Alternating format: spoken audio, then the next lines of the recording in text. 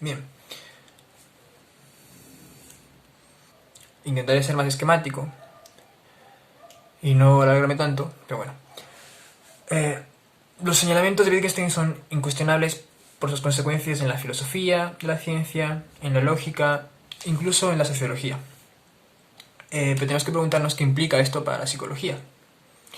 Empecemos por una pequeña intuición, y es la de que tenemos recursos culturales, desde Google hasta las escuelas, que establecen la definición, a veces casi axiomática, de lo que es un determinado término, un objeto del mundo. Y que estos pueden aparecer en nuestras prácticas. No diría que esta breve discusión ya toque el tema central de nuestra representación mental, pero sí señala una dirección particular que nos puede servir. La postura de Sócrates para saber qué era algo era preguntárselo a un conciudadano, cuestionarle qué significaba X cosa, sea el bien, sea la sabiduría, etc. Entonces el ciudadano le decía qué era ese término, ejemplificándolo, mostrándolo en sus prácticas, mostrando cuándo aparecía ese término.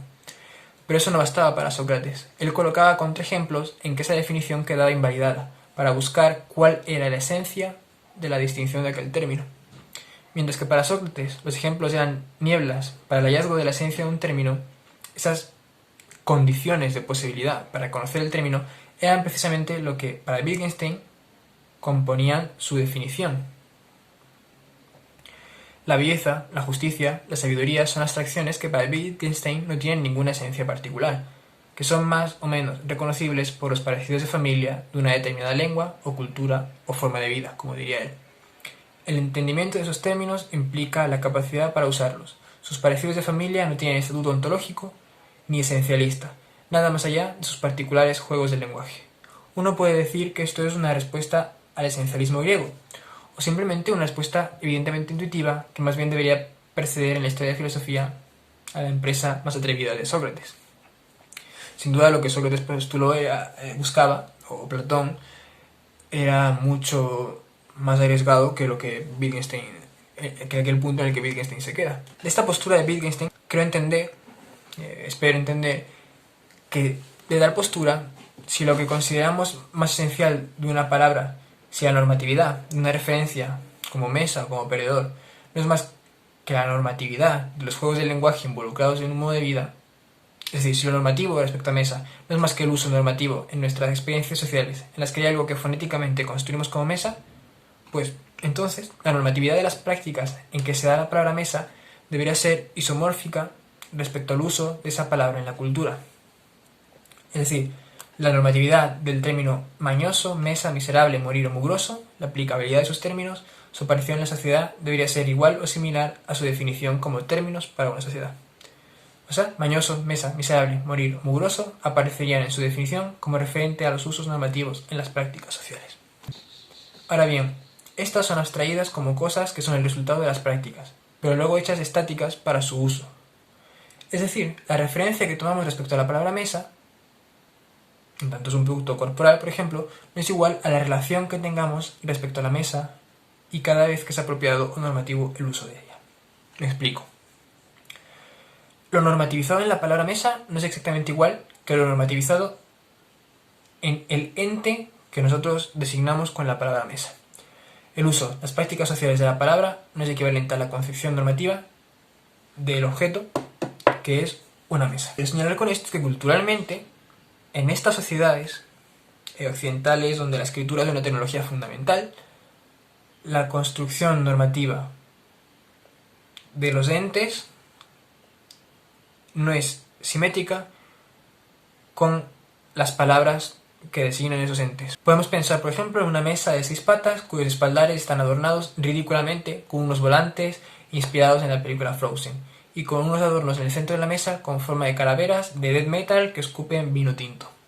Eso sería una novedad respecto a lo que tenemos por normativo dentro de las prácticas del modo de vida en torno al ente mesa, pero respecto al término mesa no nos supondría ningún esfuerzo, ninguna desviación, nada distinto y novedoso para la palabra, aunque sí para las prácticas. Ahora pensemos en aquella persona que va a un museo de arte contemporáneo y ve una especie de columpio suspendido del cielo que por un juego de sombras a partir de sus materiales provoca en los presentes la idea de que aquello es también una mesa. Pueden entender los participantes que se está aludiendo a la mesa. Estos usos nuevos, estas prácticas sociales, son tan extravagantes respecto a la persona inserta en sus prácticas sociales como puede haberlo sido el encuentro con la mesa de Frozen. Sin embargo, para el término normativo, con la etiqueta, con la esencialidad de la palabra, hay una gran diferencia entre estas dos cosas respecto a la mesa prototípica normal de 4 patas y hecha de madera. Es decir, para el término normativo, con el que daríamos una indicación a alguien o colocaríamos una etiqueta, no hay mayor diferencia entre estas dos mesas, la de Frozen y la de arte contemporáneo, respecto a una mesa prototípica normal de 4 patas hecha de madera en la que alguien pueda pensar a primera vista. Sin embargo, para lo que nosotros utilizaríamos como definición, sí que hay diferencia entre estos dos ejemplos. Para la RAE, por ejemplo, la mesa de Frozen no implica ningún uso nuevo que aprender. No requiere ninguna actualización, no tiene nada de extravagante. La concordancia, el nuevo uso, la diferenciación respecto al producto cultural, que es un objeto significativo y representado por la palabra, como mesa, pero también llorar, amar, venganza, no es exactamente igual al del producto culturalmente creado, que es una definición o palabra que sirve para denominar un ente.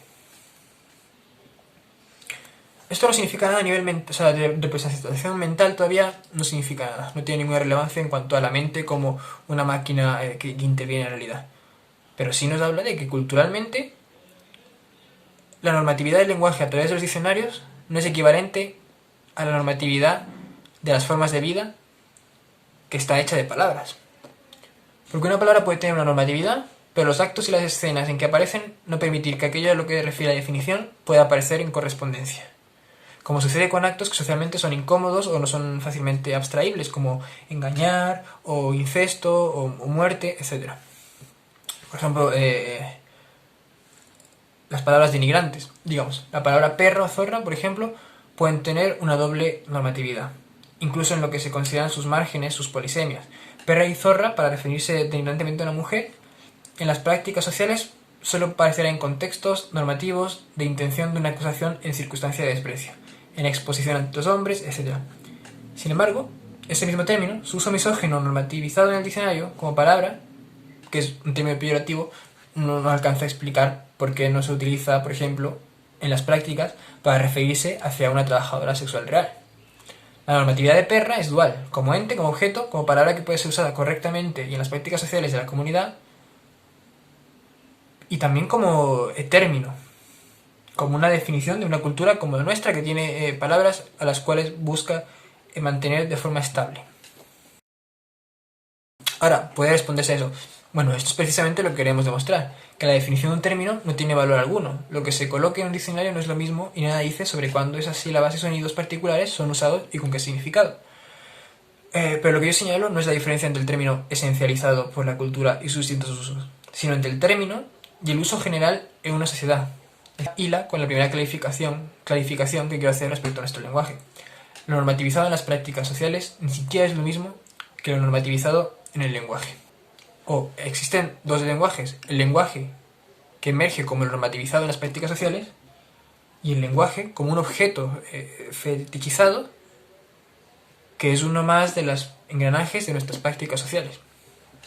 No importa que el mundo esté construido o no bajo una estructura lógica o decible o proposicionable en palabras, porque lo que en psicología, ahora al menos, nos importa no es si estas proposiciones pueden existir como verdades trascendentes como las matemáticas, sino que por su característica deben existir como construcciones necesarias para justificar lo mental, el pensamiento como una ordenación de la información del mundo.